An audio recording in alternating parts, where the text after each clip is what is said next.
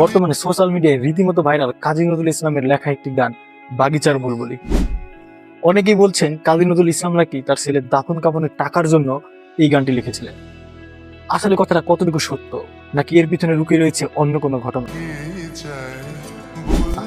বাগিচার বুলবুলি গানটির নির্ধারণ সত্যটা জানলে আপনার চোখেও পানি চলে আসবে। তো চলুন জেনে আসা যাক বাগিচার বুলবুলি গানের সেই করুণ সত্য ইতিহাস। সোশ্যাল মিডিয়াতে কোনো কিছু মানুষের মনে একবার ধরলে সেটা ভাইরাল হতে আর সময় নেয় না। ভাইরাল বাগিচার বুলবুলি গানটি রীতিমতো ট্রেন্ডে পরিণত হয়েছে অল্প সময়ের মধ্যে। বিয়ে বাড়িতে সুন্দরীদের শাড়ি পরা ভিডিও থেকে শুরু করে কিংবা মাটন বিরিয়ানি রিল ভিডিওতে বারবার শোনা যাচ্ছে এই গানটি। মোট কথা, এই গানটি শুনে মানুষের বেশ আনন্দই লাগছে, কিন্তু এই গানের উৎপত্তি একেবারেই আনন্দের ছিল না। তার সাথে জড়িয়ে রয়েছে এক অসহায় বাবার করুণ ইতিহাস। বাগিচার বুলবুলি গানটি লিখেছে বিদ্রোহ কবি কাজী নজরুল ইসলাম। বিদ্রোহ কবির এই গানের সাথে জড়িয়ে আছে নিদারুণ এক ইতিহাস।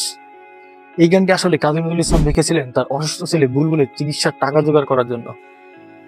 বুলবুল অসুস্থ হয়ে পড়লে বুলবুলকে চিকিৎসা করানোর মতো টাকা ছিল না কাজী নজরুলের হাতে। কলকাতার একটি পত্রিকার অফিসে যাওয়ার সময় গাড়িতে পাওয়া একটি পত্রিকার উল্টো পিঠে কাজী নজরুল ইসলাম বাগিচার বুলবুলি গানটি লিখেছিলেন, কিন্তু কোনোভাবে তার ছেলের চিকিৎসার টাকা কাজী নজরুল ইসলাম জোগাড় করে ফেলে। আর বাগিচার বুলবুলি গানটি তিনি নিকেন চট্টোপাধ্যায়কে একদম ফ্রিতেই দিয়ে দেন। এদিকে সোশ্যাল মিডিয়ায় নতুন করে যখন বাগিচার বুলবুলি গানটি ভাইরাল হয়, তখন অনেকেই বলছে কাজী নজরুল ইসলামের ছেলের দাফন কাফনের টাকার জন্য নাকি কাজী নজরুল ইসলাম এই গানটি লিখেছিলেন। কিন্তু এই কথাটি একেবারে সত্য নয়, আবার একেবারে মিথ্যাও নয় বটে। এর পিছনে রয়েছে অন্য এক ইতিহাস, যা শুনলে আপনার চোখে হয়তোবা পানি চলে আসবে।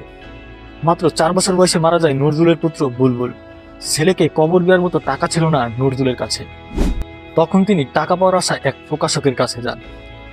আর প্রকাশকের কাছে যাওয়ার পর প্রকাশক এমন কিছু কথা বলে যা শুনে আপনি প্রকাশককে একটা গালি। প্রকাশক বলেন এখনই গান লিখে দিলে তবেই তিনি টাকা দিবেন।